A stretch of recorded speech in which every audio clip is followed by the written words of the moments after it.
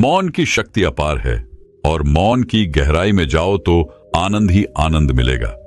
इसलिए मनुष्य खुद को लंबे समय तक शांत कैसे रख सकता है और भीतर परमानंद कैसे हासिल कर सकता है, यही हम आज एक भिक्षु की प्रसिद्ध कहानी के माध्यम से जानेंगे। तो चलिए कहानी की शुरुआत करते हैं। दोस्तों, बहुत समय पहले की बात है। एक नगरी में एक गुरुवर जंगलों के बीच अपनी कुटिया बनाकर रहा करते थे। आसपास बहुत ही अच्छा वातावरण था, शांत वातावरण था। वहां जो कोई भी जाता था वह अपना दुख भूल जाता था। उस वातावरण की शांति में मन को एक असीम शांति प्राप्त होती थी, जिससे जो भी कोई वहां अपने दुख लेकर जाता वह उसे भूल जाया करता। एक दिन वह गुरु अपने कुछ शिष्यों को उपदेश दे रहे थे। वह कह रहे थे, हमें अत्यधिक कम बोलना चाहिए। हमारे पास 2 कान और 1 मुंह है। इसका अर्थ यह है कि हम जितना बोलते हैं उसका 2 गुना हमें सुनना चाहिए, और यही प्रकृति भी चाहती है। इसलिए उसने हमें इस रूप में ढाला है। इसलिए इस प्रकृति ने हमें 2 कान और 1 मुंह दिया है। तुमने देखा होगा कि इस प्रकृति में जिस भी पदार्थ की संख्या अत्यधिक है, उस पदार्थ की कीमत उतनी ही कम है, और जो पदार्थ बहुत कम है उसकी कीमत उतनी ही ज्यादा है। और यही नियम हमारी जीभा पर भी लागू होता है। हम जितना कम बोलेंगे, लोग हमारी बातों को उतना ही गहराई से समझेंगे, हमें उतनी ही गंभीरता से लेंगे। वह हमारी बात सुनेंगे, समझेंगे और हमारी इज्जत भी करेंगे। उन गुरु की यह बात सुनकर उन सभी शिष्यों में से एक शिष्य खड़ा हुआ और उसने उन गुरु से कहा है, गुरुवर, आपकी बातों को बीच में काटने के लिए क्षमा चाहता हूं, लेकिन मेरा एक प्रश्न है, क्या मैं आपसे पूछ सकता हूं? इस पर वह गुरुवर कहते हैं, अवश्य पूछो, तुम क्या पूछना चाहते हो? तभी शिष्य कहता है गुरुवर, यदि हम कम बोलेंगे तो हमारी बात सामने वाला किस तरह से समझ पाएगा? इस पर वह गुरुवर कहते हैं, तुम क्या कहना चाहते हो? तभी वह शिष्य उन गुरुवर से कहता है, गुरुवर, मान लीजिए कि मुझे किसी को उपदेश देना है और मैं उस उपदेश को थोड़ा ही बताता हूं, अर्थात कम बोलता हूं, तो भला वह उपदेश उन लोगों को किस तरह से समझ में आएगा?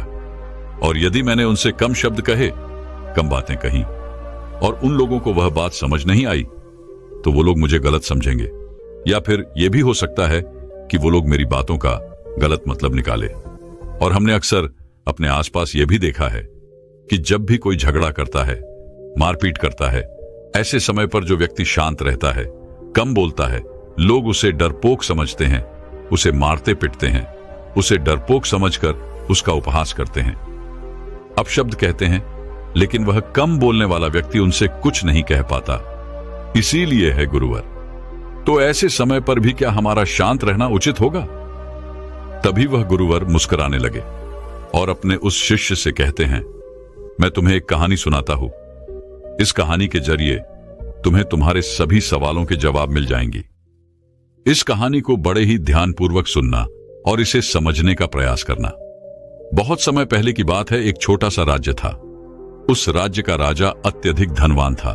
उसके पास किसी चीज की कोई कमी नहीं थी। उसका परिवार, उसका राज्य बहुत फला फूला हुआ था। प्रजा अपने राजा से बहुत खुश थी। प्रजा हमेशा अपने राजा का गुणगान किया करती थी। एक दिन वह राजा भरे राज दरबार में यह ऐलान करता है कि जो भी व्यक्ति मेरे मन की बात मुझे साफ और स्पष्ट तौर पर बता देगा, मैं उसे 100 सोने के सिक्के इनाम में दूंगा। राजा ने जो यह ऐलान किया था, यह बात पूरे राज्य में फैल गई। राज्य के हर कोने से बड़े बड़े विद्वान, बड़े बड़े साधु, बड़े बड़े पंडित, बड़े बड़े ज्ञानी सभी राज दरबार में उपस्थित होने लगे। कोई कहता कि है राजन, आप बहुत धनी हैं, तो कोई कहता आप बहुत विद्वान हैं। कोई उनकी राज्य की प्रशंसा करता, तो कोई उनकी वीरता की गुण गाता। कोई उनकी प्रजा के बारे में कहता, तो कोई उनकी ज्ञान की बातें करता। लेकिन सभी की बातें सुनकर राजा केवल एक ही बात कहता था, नहीं, इनमें से कोई भी बात मेरे मन में नहीं है। इनमें से कोई भी बात मेरे दिल की है ही नहीं। सभी ने बहुत प्रयत्न किए, सभी ने बहुत अच्छी अच्छी बातें उस राजा को बताई, लेकिन राजा हर बार केवल एक ही बात कहता था कि जो भी बातें आप लोगों ने कही हैं, ऐसी कोई भी बात मेरे मन में है ही नहीं। ये बात सुनकर वहां पर उपस्थित सभी लोग बहुत निराश हो चुके थे। किसी को कुछ समझ नहीं आ रहा था कि आखिर राजा के मन में क्या चल रहा है। राजा किस बात से प्रसन्न होंगे और कैसे उन्हें वह 100 सोने के सिक्के प्राप्त होंगे। जहां एक तरफ राज दरबार में बड़े बड़े विद्वान पंडित साधु उपस्थित थे, वहीं दूसरी तरफ उसी नगर में एक गरीब ब्राह्मण भी रहता था। एक दिन उसकी पत्नी उस ब्राह्मण से कहती है, आप यहां बैठे बैठे क्या कर रहे हो? राज दरबार में जाओ।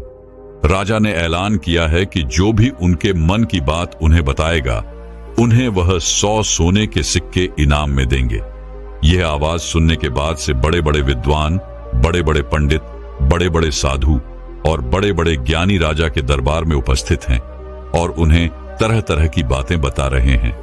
आप भी वहां क्यों नहीं जाते?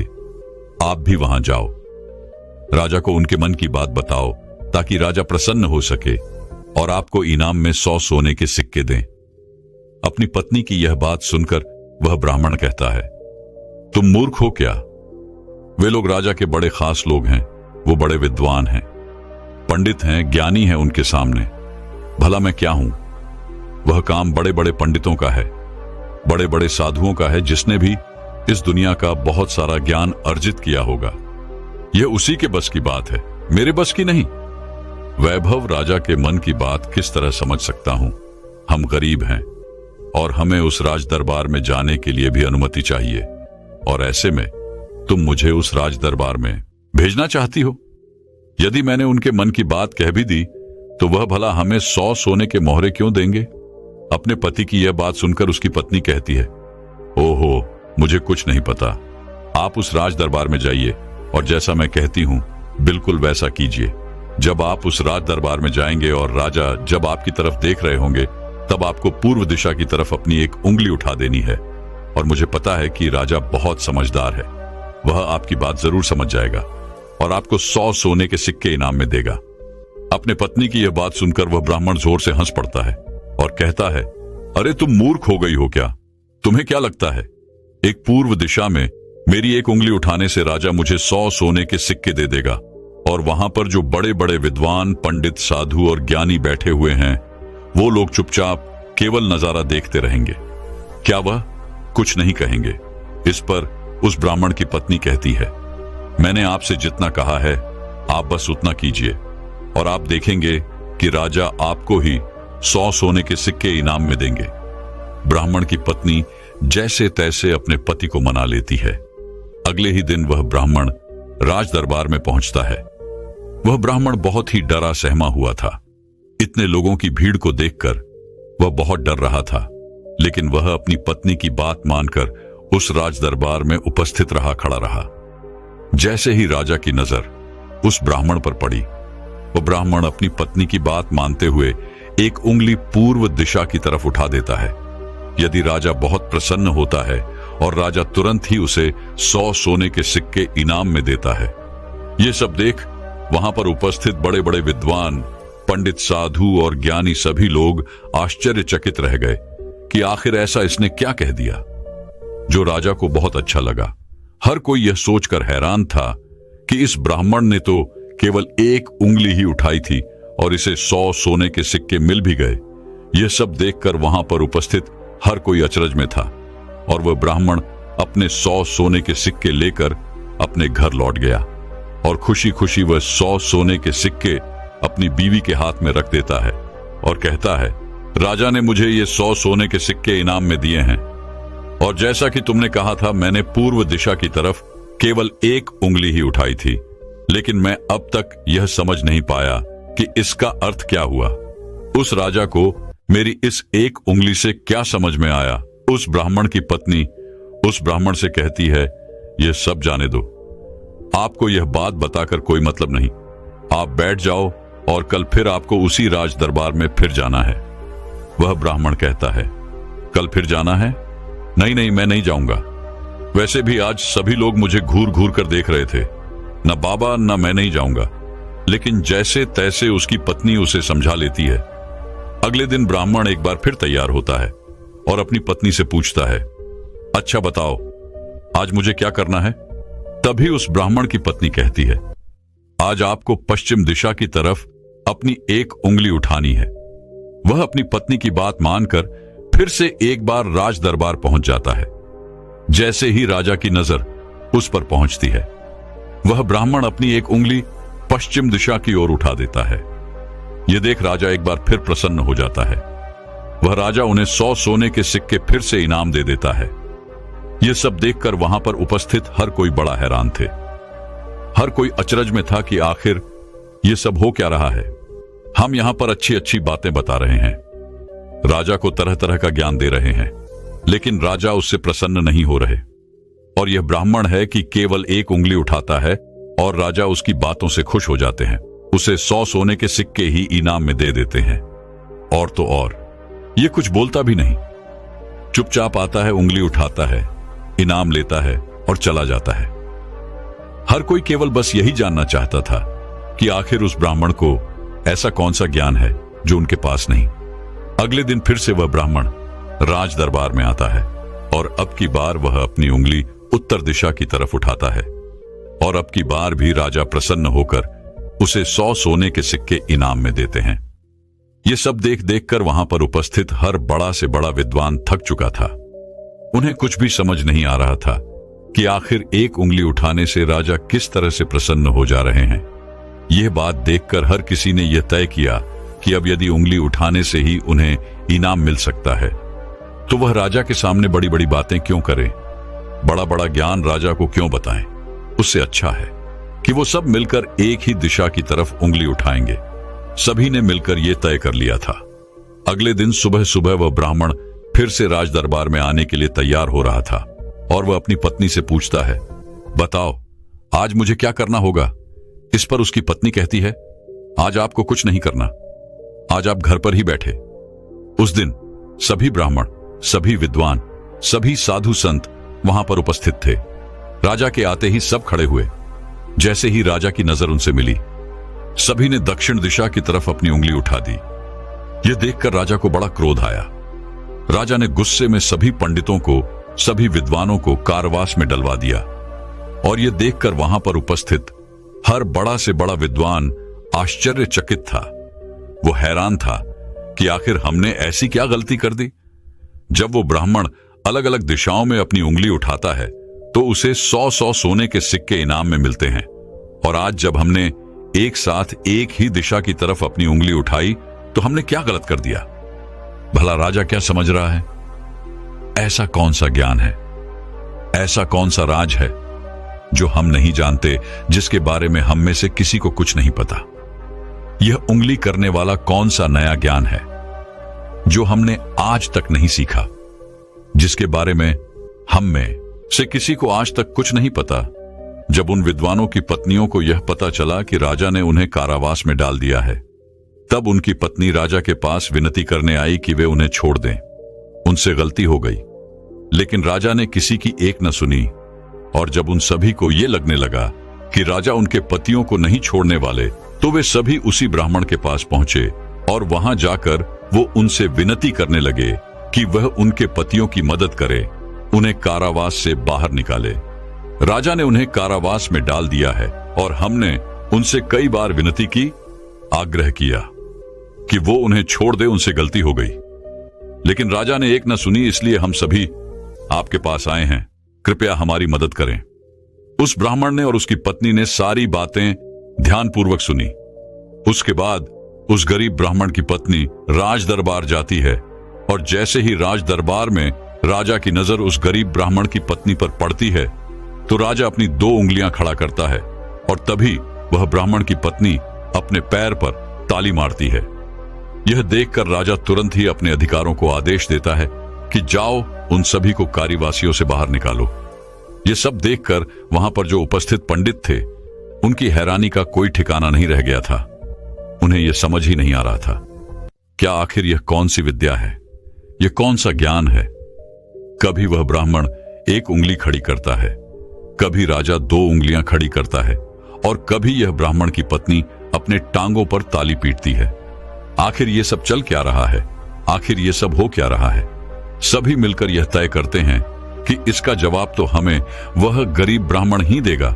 इसलिए सभी मिलकर उस गरीब ब्राह्मण के घर पहुंचते हैं, और उन सभी पंडितों में से एक पंडित उन गरीब ब्राह्मण से कहता है, आप ही हमें बताइए, यह कौन सी विद्या है जो हम नहीं जानते। आपको भला राजा ने इतनी बार इनाम क्यों दिया? और जब हमने एक दिशा में उंगली उठाई तो हमें कारावास में डाल दिया। और जब हमारी पत्नियां हमें छुड़ाने आई, उन्होंने राजा से विनती की, राजा से आग्रह किया कि वह हमें छोड़ दें, लेकिन राजा ने उनकी एक ना सुनी। और जब आपकी पत्नी उसी राज दरबार में आती है तो उनके केवल एक आदेश पर, उनके केवल एक इशारे पर राजा हमें कारावास से छोड़ देता है। आखिर यह सब हो क्या रहा है? आखिर आपने यह सब कैसे किया? क्या आप हमें भी यह ज्ञान दे सकते हैं? क्या आप हमें भी यह विद्या सिखा सकते हैं? उन सभी की यह बात सुनकर तो ब्राह्मण उन सभी से कहता है, इसमें मैंने कुछ नहीं किया है, यह सब तो मेरी पत्नी का किया धरा है। यह सब ज्ञान तो उसने ही मुझे दिया है, और उसने जैसा मुझसे कहा मैं वैसा करता चला गया। तभी वो ब्राह्मण की पत्नी उन पंडितों से कहती है, मैंने पहले दिन अपने पति को कहा था कि वह पूर्व दिशा की ओर अपनी एक उंगली उठाए, और उन्होंने बिल्कुल वैसा ही किया, क्योंकि राजा का पूरा राज्य पूर्व दिशा में फैला हुआ है, और पूर्व दिशा में उनका यह राज्य अटल रहे, अटल रहे। कुछ यही बात राजा के मन में भी चल रही थी, जो राजा के दिल की बात थी। इसीलिए राजा प्रसन्न हुआ और राजा ने मेरे पति को 100 सोने के सिक्के दिए। दूसरे दिन जब मेरे पति आए तो मैंने उन्हें कहा कि तुम आज के दिन पश्चिम दिशा की तरफ अपनी एक उंगली उठाना, जिसका अर्थ यह था कि आपका राज्य सूरज के उगने से ढलने तक के बीच में आप ही का राज्य रहेगा। यह बात राजा समझ चुके थे, क्योंकि राजा बहुत ज्ञानी है। इसी कारण राजा ने फिर से प्रसन्न होकर मेरे पति को 100 सोने के सिक्के दिए। तीसरे दिन मैंने अपने पति को यह कहा था कि वह उत्तर दिशा की ओर अपनी उंगली उठाए, और इन्होंने राज दराबाद में बिल्कुल वैसा ही किया। उत्तर दिशा की तरफ उंगली उठाने का अर्थ यह था कि जिस प्रकार इस राज्य के जो पहले राजा थे उनका राज्य अटल था, ठीक उसी प्रकार आपका राज्य भी अटल रहेगा। और यह बात भी राजा के मन की ही थी, जिस कारण राजा ने प्रसन्न होकर उन्हें 100 सोने के सिक्के इनाम दिए। लेकिन चौथे दिन जब मेरे पति तैयार होकर राज दरबार के लिए निकल रहे थे, तब मैंने इन्हें मना कर दिया। मैंने इन्हें घर पर ही बिठा दिया, क्योंकि मैं जानती थी अब आगे हमें कोई भी सोने के सिक्के नहीं मिलने वाले।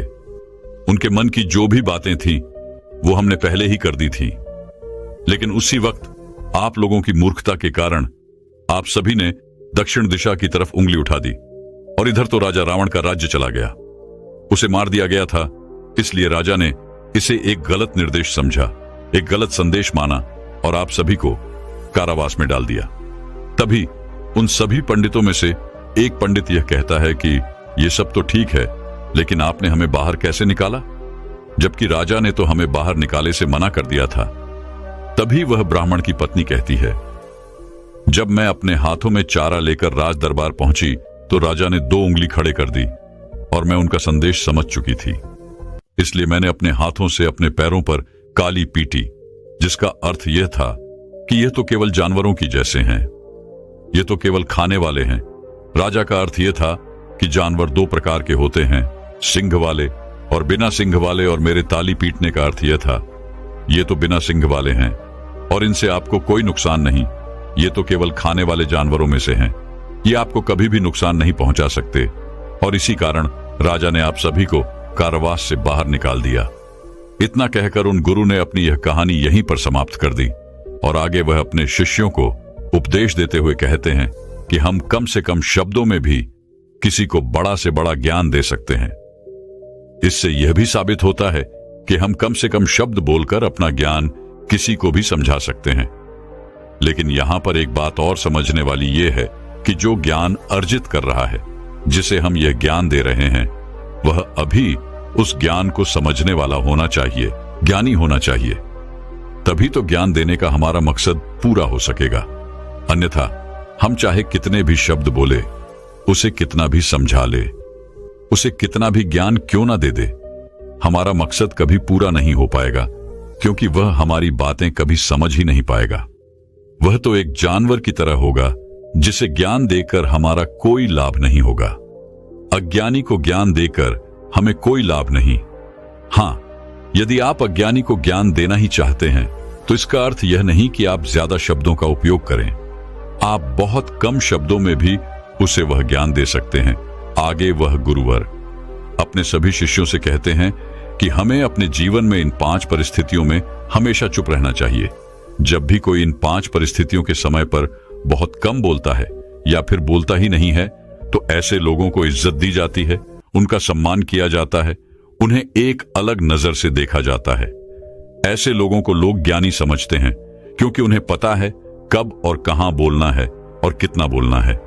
सबसे पहली बात बताते हुए वह गुरुवर कहते हैं कि जब कोई व्यक्ति तुम्हारी भावनाओं को, तुम्हारे शब्दों को नहीं समझ पा रहा, ऐसी परिस्थिति में इंसान का चुप रहना ही उचित है, क्योंकि हम में से अधिकांश से लोग बेवजह ही अपने दुख, अपनी पीड़ाएं, अपनी तकलीफें लोगों के साथ साझा करने की आदत होती है। लेकिन वो यह नहीं जानते कि जिन्हें वो अपनी तकलीफें साझा कर रहे हैं, उन्हें आपकी तकलीफों से कोई मतलब नहीं। वह तो आपकी तकलीफों का फायदा उठाना चाहते हैं। वह तो आपकी तकलीफों को सुनकर मन ही मन में खुश हो रहे हैं, क्योंकि उन्हें अब यह पता चल चुका है कि जितना कुछ वो आपको समझते थे, जितना सुखी वो आपको समझते थे, आप अंदर से उतने सुखी हैं नहीं। आपका सुख चैन लुट चुका है और यह जानकर उन्हें बहुत प्रसन्नता होती है।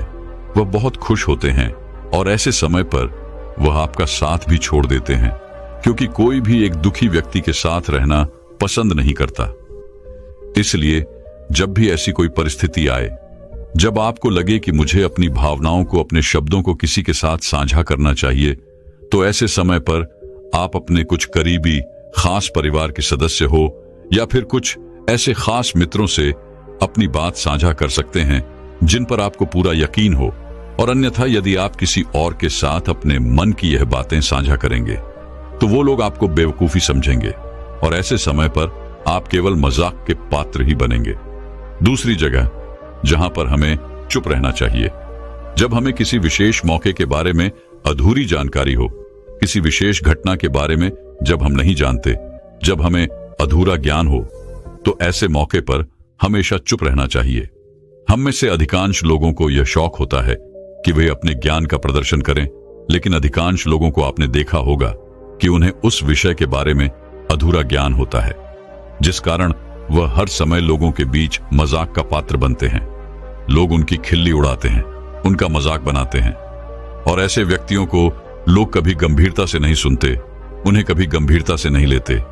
जो भी बातें हमने इधर उधर से सुनी है, जिनका हमें ज्ञान नहीं है, उन बातों को लेकर हमें कभी भी दूसरों को नहीं समझाना चाहिए, ना ही अपनी बातों को दूसरों से मनवाना चाहिए। आगे गुरुवर अपने शिष्यों को तीसरी बात बताते हुए कहते हैं, जब कोई इंसान किसी दूसरे व्यक्ति की बुराई कर रहा हो, तो ऐसे समय पर तुम्हें चुप रहना चाहिए, क्योंकि ऐसा व्यक्ति कभी किसी का नहीं होता।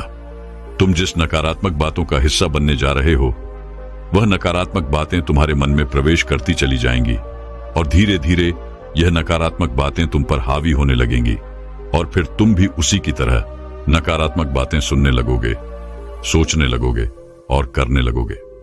इसीलिए कभी भी इन चीजों का हिस्सा न बने, क्योंकि जो व्यक्ति तुम्हारे सामने किसी तीसरे व्यक्ति की बुराई कर रहा है, ऐसा जरूरी नहीं कि वो तुम्हारी बुराई उस तीसरे व्यक्ति के सामने ना कर रहा हो। ऐसे व्यक्ति कभी किसी के नहीं होते, वह पीठ पीछे एक दूसरे की बुराई करते ही रहते हैं। इसलिए जब भी कोई व्यक्ति तुम्हारे सामने किसी तीसरे व्यक्ति की बुराई कर रहा हो, तो तुम्हें उसकी बातें केवल ध्यानपूर्वक सुननी है, लेकिन उस पर कोई भी प्रतिक्रिया नहीं देनी। आगे वह गुरुवर अपने शिष्यों को अगली बात बताते हुए कहते हैं, जब कोई व्यक्ति तुम पर गुस्सा कर रहा हो, तुम पर चिल्ला रहा हो, तुम्हारा अपमान कर रहा हो, तुम्हें अपशब्द कह रहा हो, ऐसे वक्त पर तुम्हें शांत रहना चाहिए, चुप रहना चाहिए, क्योंकि तुम्हारे मौन से बड़ा और कोई हथियार नहीं। तुम चुप रहकर उसके सभी सवालों का जवाब उसे दे सकते हो, और तो और तुम चुप रहकर उसके गुस्से को शांत करने में उसकी मदद भी कर सकते हो, और ऐसा करने से तुम इस परिस्थिति को और बिगड़ने से बचा सकते हो। और देखना, जब गुस्सा करने वाला व्यक्ति शांत होगा, जब उसका गुस्सा शांत हो जाएगा, तो उसे अपनी गलती का एहसास भी होगा और वह तुमसे माफी भी मांगेगा। इसलिए तुम्हें ऐसे जगहों पर चुप रहना चाहिए, किंतु तुम्हें हर जगह पर चुप भी नहीं रहना चाहिए। जब तुम्हें लगे कि कोई व्यक्ति गलत कर रहा हो, तो उसका विरोध कर शांत मत रखो, क्योंकि यदि तुम ऐसी परिस्थिति में चुप रहोगे तो वह तुम्हें कमजोर समझेगा, तुम्हें डरपोक समझेगा और तुम्हारे इस कमजोरी का फायदा भी उठाएगा। गुस्से का ये जो तरीका है, ये केवल अपनों के साथ ही अच्छा है, जैसे तुम्हारा परिवार, सगे संबंधी, तुम्हारे खास मित्र। लेकिन हर इंसान के सामने तुम्हें ऐसे नहीं रहना। यदि तुम्हारे साथ कोई गलत कर रहा हो तो इसका जवाब तुम्हें उसे अवश्य देना चाहिए। आगे वह गुरुवर अपने शिष्यों को 5वीं बात बताते हुए कहते हैं कि जब कोई व्यक्ति अपने मन की बात, कोई घटना या कोई दुख भरी बातें तुम्हारे साथ साझा कर रहा हो तो ऐसी स्थिति में हमें चुप रहकर ध्यानपूर्वक उसकी सारी बातें सुननी चाहिए।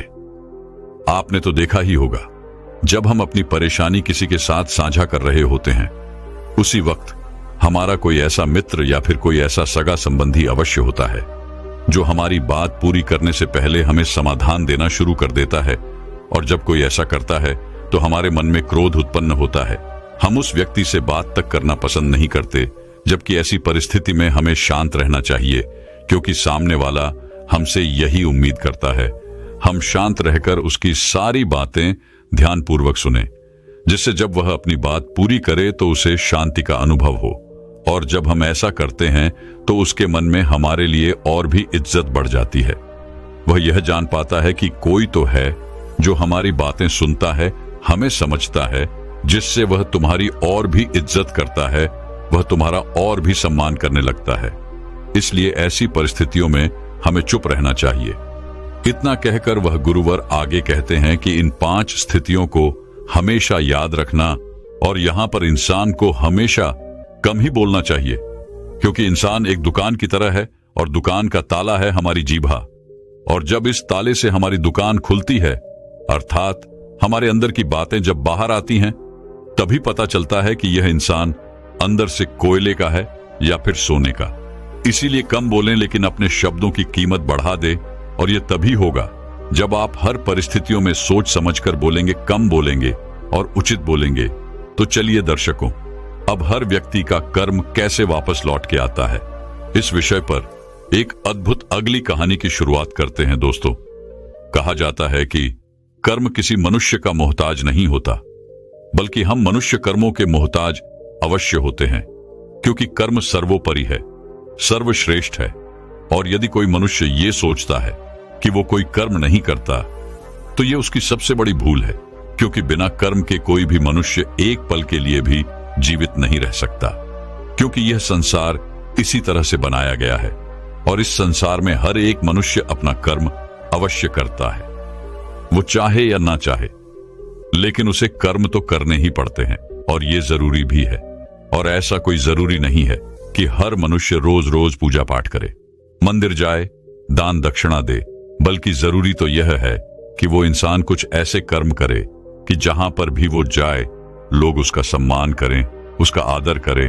और जो कोई मनुष्य प्रकृति के हर एक नियमों का पालन करता है, वह परमात्मा के करीब होता है। और यदि परमात्मा भी इस संसार में जन्म लेते हैं, तो उन्हें भी इस संसार के नियमों का पालन करना ही पड़ता है। उन्हें अपने जीवन में कर्मों को करना ही पड़ता है। इससे कोई मुक्त नहीं हो सकता, क्योंकि यही इस संसार का नियम है। पर यहां पर कर्म भी 2 प्रकार के होते हैं, अच्छे और बुरे।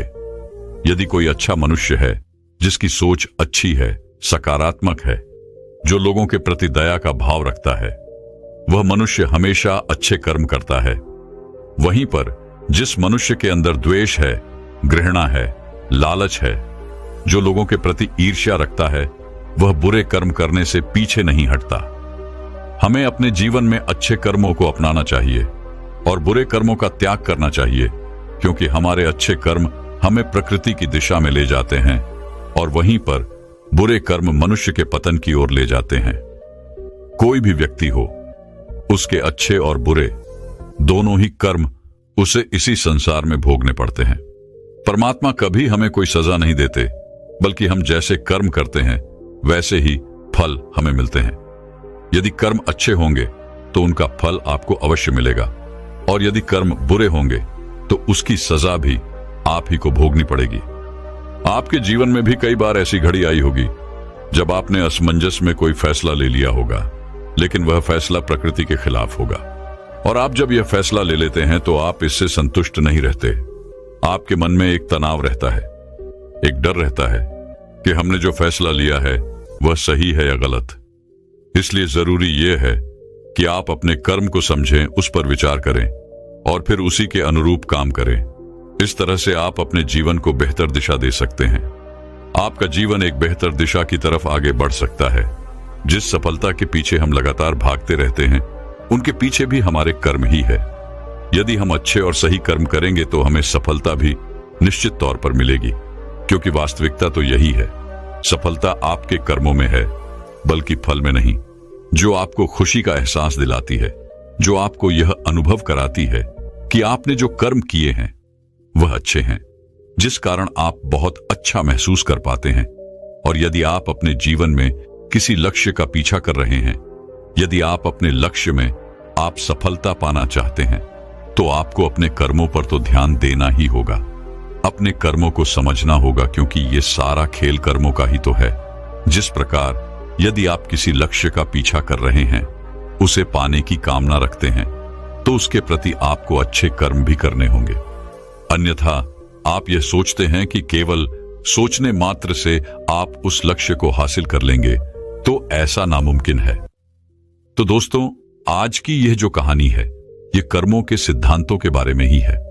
और यह सिद्धांत हमारे जीवन में किस तरह से काम करते हैं, इन्हीं के बारे में आज की यह छोटी सी कहानी आपको यह सिखाएगी कि आपके कर्म किस तरह से आपके जीवन पर प्रभाव डालते हैं। एक समय की बात है, एक नगरी में एक महान बौद्ध भिक्षु प्रवचन दे रहे थे। वहां पर सभी लोग उपस्थित थे। जैसे ही प्रवचन समाप्त हुआ, उन प्रवचन सुनने वालों में से एक व्यक्ति ने उन बौद्ध भिक्षु से कहा, है गुरुवर, मेरे मन में एक प्रश्न है। यदि आपकी आज्ञा हो तो मैं आपसे पूछना चाहता हूं। इस पर वह बौद्ध भिक्षु उस व्यक्ति से कहते हैं, हां जरूर पूछिए, आपका क्या प्रश्न है। इस पर वह व्यक्ति उन बौद्ध भिक्षु से कहता है गुरुवर, मैं अपने जीवन में सभी कार्य करता हूं। मैं कभी किसी का बुरा नहीं सोचता, बुरा नहीं करता। फिर भला मेरे साथ बुरा क्यों होता है? मैंने तो किसी का बुरा नहीं किया। मैं हमेशा अच्छे कर्म करने की तलाश में रहता हूं। मैं हमेशा अच्छे कर्म करता हूं। फिर भला मेरे साथ ऐसा क्यों होता है? मुझे हमेशा दुख क्यों झेलना पड़ता है? जब मैं कुछ बुरा करता ही नहीं हूं, तो फिर भला मेरे ऊपर दोष क्यों मार दिया जाता है? क्या आप मुझे यह बता सकते हैं कि मेरे कर्म सही हैं या गलत? क्या आप मुझे कर्मों के बारे में स्पष्ट तौर पर समझा सकते हैं? क्या आप मुझे कर्मों के उन सिद्धांतों के बारे में बता सकते हैं जिसकी मदद से मैं अपने कर्मों को और सुधार सकूं? मैं यहां पर यह जानने आया हूं कि मेरे इतने अच्छे कर्म करने के बाद भी मुझे दुख क्यों मिलता है, मुझे हमेशा तकलीफें क्यों उठानी पड़ती हैं। और मैंने तो यह भी देखा है कि जो मनुष्य दूसरे को तकलीफ देता है, दूसरों के प्रति मन में ईर्ष्या रखता है, वह हमेशा खुश रहता है, उसके साथ हमेशा अच्छा होता है। ऐसा क्यों? उस व्यक्ति की सारी बात उन बौद्ध भिक्षु ने बड़े ही ध्यानपूर्वक सुनी और उसके बाद उन्होंने उस व्यक्ति से कहा, अच्छा, तुम्हें ऐसा क्यों लगता है कि तुम अच्छे कर्म कर रहे हो और जो तुमने अच्छे कर्म किए हैं उसका फल भी तुम्हें नहीं मिला? और जैसा कि तुमने कहा, तुमने कुछ ऐसे लोगों को भी देखा है जो बुरे कर्म करते हैं, लोगों के प्रति ईर्ष्या रखते हैं, द्वेष रखते हैं, उन्हें उनके कर्मों का फल बुरा नहीं मिल रहा। इस पर वह व्यक्ति कहता है गुरुवर, मैंने कभी किसी का बुरा नहीं चाहा, न ही किसी का बुरा किया है, तो ये मेरे अच्छे कर्म ही तो किए हैं। इस पर वह बौद्ध भिक्षु मुस्कुराने लगे और उस व्यक्ति से कहते हैं, आज मैं तुम्हें कुछ ऐसे सिद्धांत बताने वाला हूं जिनके बारे में तुम्हें जानना आवश्यक है।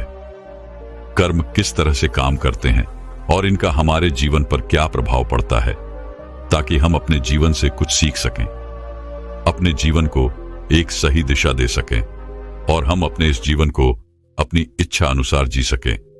क्योंकि आप में से कईयों ने यह सुना होगा कि हमारे कर्म ही हमारा भाग्य है।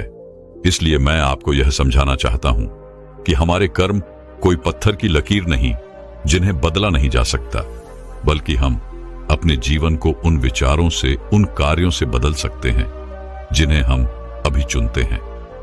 क्योंकि इस संसार में ऐसा कोई मनुष्य नहीं है जो बिना कर्म किए जीवित रह सके, क्योंकि हम में से हर एक व्यक्ति अपने जीवन में कर्म करता ही है और हमारे द्वारा सुबह से लेकर रात तक होने वाली शारीरिक और मानसिक कार्य जो हमारे ऊपर असर डालते हैं, ये सब हमारे कर्म ही है। यह कर्म केवल वह नहीं जो हम बाहरी तौर पर करते हैं या फिर बाहरी तौर पर हमें दिखाई पड़ता है, बल्कि हमारे कहे गए शब्द, हमारे विचार, हमारे भाव, यह भी कर्म ही है। कोई भी ऐसा कर्म जिसका होने का कारण हम हैं, वह हमारे कर्म ही होते हैं। जैसे हमारा बैठना, उठना, चलना, पीना, खाना, सोचना, विचार करना, हमारे मन में उत्पन्न होने वाले भाव भी, यह सारे कर्म ही हैं। सबसे पहले तो तुम्हें यह समझने की आवश्यकता है कि इस ब्रह्मांड में जो भी ऊर्जा है, उसका एक रूप है जिसमें हमारे विचार और भावनाएं भी शामिल हैं, जो निरंतर चलता रहता है। और फिर जब हम अपने विचार, अपनी भावनाओं को इस ब्रह्मांड की ओर छोड़ते हैं, चाहे वह अच्छे हों या बुरे, वह ऊर्जा कभी नष्ट नहीं होती, बल्कि यह तो किसी न किसी रूप में हमारे पास वापस लौट कर आती है। और यदि यह ऊर्जा सकारात्मक होगी तो इसका परिणाम आपको सकारात्मक मिलेगा, और वहीं पर यदि यह ऊर्जा नकारात्मक होगी तो इसका परिणाम आपको नकारात्मक ही मिलेगा। आगे वो बौद्ध भिक्षु उस व्यक्ति से कहते हैं कि मैं तुम्हें अब कर्मों के कुछ सिद्धांत के बारे में बताने वाला हूं। जीने जानने के बाद तुम्हें यह स्पष्ट हो जाएगा कि तुमने अच्छे कर्म किए या बुरे, और यह कर्म हमारे जीवन में किस तरह से असर डालते हैं, हमारे जीवन पर इसका किस तरह से प्रभाव पड़ता है। आगे वह बौद्ध भिक्षु उस व्यक्ति से कहते हैं कि कर्मों का पहला सिद्धांत यह कहता है कि हम जो भी विचार या ऊर्जा इस ब्रह्मांड को देते हैं, वह हमारे पास अवश्य लौट कर आती है, फिर चाहे वह सकारात्मक हो या नकारात्मक। यदि तुमने अच्छी ऊर्जा ब्रह्मांड की ओर भेजी होगी तो तुम्हारे पास अच्छी ऊर्जा ही लौट कर आएगी। यदि तुमने नकारात्मक ऊर्जा इस ब्रह्मांड की ओर भेजी होगी तो नकारात्मक ऊर्जा ही तुम्हारे पास वापस लौटेगी, क्योंकि यह ब्रह्मांड अच्छे और बुरे का भेद नहीं समझता। अच्छा क्या है, बुरा क्या है, यह नहीं जानता। अच्छा और बुरा इसकी पहचान करना तो हमें आता है, इसलिए हमें अपने मन में अच्छे विचार रखने चाहिए ताकि आपको अच्छे फल मिल सके। वहीं पर अगर आप बुरे विचार रखते हैं तो उसके होने वाले दुष्परिणामों से भी आपको कोई नहीं बचा सकता, उसे आपको भोगना ही पड़ेगा। कर्मों का दूसरा सिद्धांत यह कहता है, हम अपने जीवन में जो कुछ भी पाना चाहते हैं, पहले हमें खुद को उस लायक बनाना होगा। जैसे कि अगर हम दूसरे से यह आशा करते हैं कि वह हमारा सम्मान करें, हमारा आदर करें, तो इसके लिए हमें पहले खुद ही दूसरों का आदर और सम्मान करने आना चाहिए। या फिर इसे यूं भी कह सकते हैं कि पहले आपको उस काबिल बनना होगा ताकि वह लोग आपका सम्मान कर सकें, आपका आदर कर सकें। जिस प्रकार यदि आप नियम के बीज बोते हैं तो आपको आम का फल कभी नहीं मिल सकता, ठीक उसी प्रकार जो आप बीज बोएंगे आपको फल भी वैसे ही मिलेंगे। इसलिए सदैव अच्छे कर्म करने के बारे में सोचे, अच्छा कर्म करें और अच्छी वाणी बोले। कर्मों का अगला सिद्धांत ये कहता है कि हमारे जीवन में यदि कोई घटना घटित हो जाती है तो वह घटना अकस्मात हमारे जीवन में नहीं आती, बल्कि यह भी हमारे कर्मों का ही फल होता है। जिस प्रकार यदि आप अपने किसी लक्ष्य को हासिल करना चाहते हैं तो आपको अपने लक्ष्य के प्रति तत्पर होना होगा। अपने लक्ष्य के प्रति जिस कार्य को करना है उसे करते रहना होगा। जो मेहनत, जो लगन उस लक्ष्य को पाने के लिए करनी है, वो आपको करते रहनी होगी। उस संघर्ष का सामना भी आपको करना होगा, तब जाकर आप कहीं उस लक्ष्य तक पहुंच सकेंगे। क्योंकि हमारा यह जीवन संघर्षों से भरा हुआ है और हमें यदि कोई अच्छी चीज प्राप्त करनी है तो हमें संघर्ष तो करने ही पड़ेंगे। इसीलिए यदि आप अपने जीवन में किसी लक्ष्य को पाने की इच्छा रखते हैं तो अपने जीवन में चमत्कार पर भरोसा करना छोड़ दें और अपनी मेहनत, अपनी काबिलियत पर यकीन करना सीखें। कर्मों का अगला सिद्धांत यह कहता है, आपको सच को स्वीकार करना आना चाहिए। यदि आप उस सच से भागते रहेंगे तो आप कभी भी उस सच को बदलने का प्रयास नहीं करेंगे और ना ही आप उसे कभी बदल पाएंगे। मान लीजिए कि आपको सुबह देरी से उठने की आदत है और यदि आप इस सच को स्वीकार नहीं कर सकते तो आप कभी भी इसे बदल नहीं सकते। वहीं पर अगर आप इसे स्वीकार करते हैं और इसे बदलने की मन में ठान लेते हैं तो आप इसे अवश्य ही बदल कर रहेंगे। इसलिए अपने जीवन में अपने आप से कभी झूठ मत कहिए। आपके जीवन में जो भी कड़वी सच्चाइयां हैं उसे स्वीकार कीजिए, तभी आप उनका सामना कर सकेंगे, उन्हें बदल सकेंगे। इसलिए हमें सच को स्वीकार करते हुए आगे बढ़ना चाहिए। इसके अलावा हमारे पास और कोई उपाय नहीं है। यदि आगे बढ़ते हुए आपसे कोई गलतियां भी हो जाएं, तो इसे स्वीकार कीजिए और उसे सुधारने की कोशिश कीजिए, क्योंकि ऐसे लोग ही अपने जीवन में हर उस ऊंचाइयों को हासिल कर पाते हैं जिनकी वो कामना रखते हैं। कर्मों का अगला सिद्धांत ये कहता है कि अपने जीवन में निरंतर प्रयास करते रहिए, क्योंकि निरंतर प्रयास करते रहना ही वह मार्ग है जिससे हम सफलता को हासिल कर सकते हैं। और यह तभी संभव है जब समय के साथ खुद को बदलने के लिए आप तैयार हो, क्योंकि बदलाव ही इस सृष्टि का नियम है और यह बदलाव किसी और से नहीं बल्कि आपसे शुरू होता है, आपके भीतर से शुरू होता है। यदि आप अन्य लोगों को बाहर की परिस्थितियों को बदलने की कोशिश करते हैं तो यह करना व्यर्थ होगा, क्योंकि आप अपना समय इस पर नष्ट कर रहे हैं।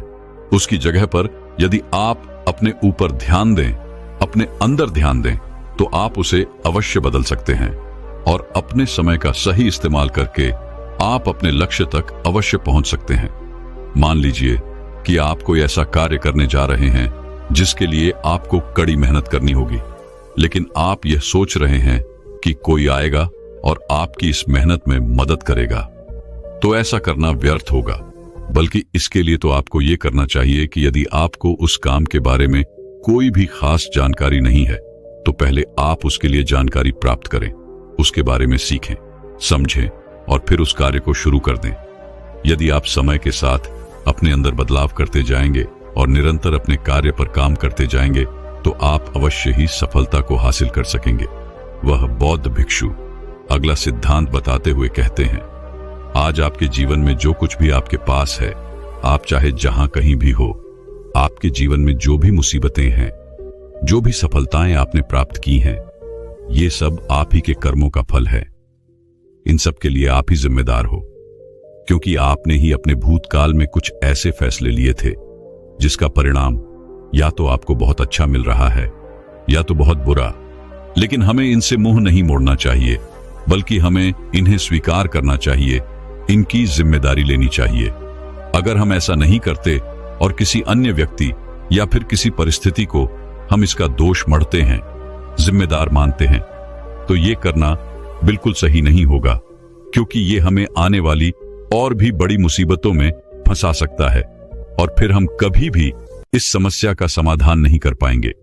क्योंकि हम में से अधिकांश लोगों की यह आदत होती है कि जब हम कोई अच्छा कार्य करते हैं और जब उस कार्य के लिए हमें शाबाशी मिलती है तो हम वहां पहुंच जाते हैं, लेकिन वहीं पर जब हमने कोई बुरा कार्य किया होता है तो हम इसका दोष किसी और के सर मढ़ देते हैं, जबकि हमें ऐसा नहीं करना चाहिए। हमें इसकी जिम्मेदारी खुद उठानी चाहिए। हमारे इस कार्य से जो भी समस्याएं उत्पन्न हुई हैं उसका समाधान हमें खुद ही करना चाहिए। वह बौद्ध भिक्षु अगला सिद्धांत बताते हुए कहते हैं कि आज हमारा जो जीवन है, इसमें जुड़ा हुआ हमारा वर्तमान, हमारा भविष्य और हमारा आज है, और ये सब कुछ हमसे जुड़ा हुआ है। जैसे कि यदि आपने अपनी अतीत में कोई ऐसी चीज सीखी थी जो आज आपके काम आ रही है, तो हो सकता है कि आप आज भी कुछ ऐसा सीख रहे हो जो आपका आने वाला भविष्य बना सकती है। इसलिए हमें सीखने से कभी पीछे नहीं हटना चाहिए। हमें अपने जीवन में लगातार सीखते रहना चाहिए, क्योंकि ये हमारे जीवन में कभी भी काम आ सकता है। इसलिए कभी भी इससे पीछे नहीं हटना चाहिए। ये सब हमसे जुड़ा हुआ है। हमारा वर्तमान, अतीत और भविष्य सब एक साथ जुड़े हुए हैं। कर्मों का अगला सिद्धांत ये कहता है कि हमें यदि किसी लक्ष्य को पाना है तो हमें केवल एक चीज पर अपना ध्यान केंद्रित करना चाहिए, न कि कई सारी चीजों पर। जब हम एक साथ बहुत सारी चीजों पर अपना ध्यान केंद्रित करने लग जाते हैं तो हमारे सीखने की गति धीमी हो जाती है और हम फिर किसी भी चीज को सीख नहीं पाते, जो हमारे जीवन में निराशा और नकारात्मकता का कारण बन जाता है। यदि मान लीजिए कि आप एक अध्यापक बनना चाहते हैं, तो अध्यापक बनने के लिए आपको अपना पूरा ध्यान केवल अध्यापिका की पढ़ाई पर लगाना चाहिए, न कि बहुत सारी अन्य चीजों पर। यदि आप पूर्ण रूप से केवल अध्यापिका की पढ़ाई पर ध्यान देते हैं तो आप अवश्य ही अध्यापक बन जाएंगे।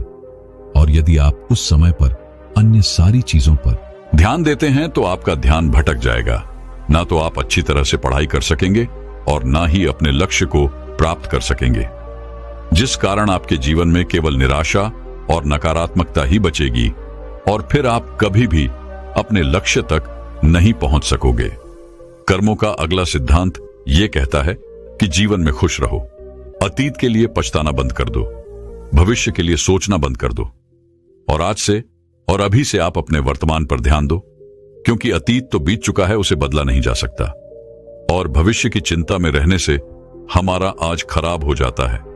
हम अपने आज पर ध्यान नहीं दे पाते और यदि आपको अपने भविष्य में कुछ हासिल करना ही है, किसी लक्ष्य को पाना ही है, तो उसके लिए आपको आज ही मेहनत करनी होगी। इसलिए अपने वर्तमान पर ध्यान दीजिए।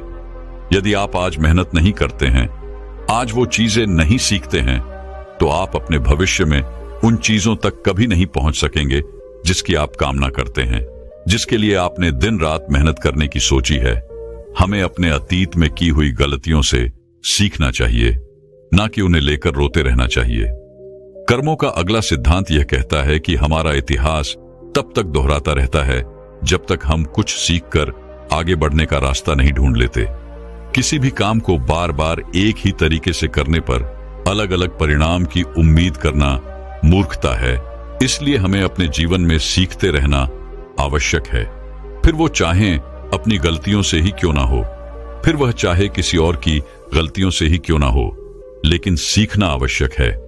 अपने जीवन में बदलाव लाना आवश्यक है, अन्य रास्तों की खोज करना आवश्यक है।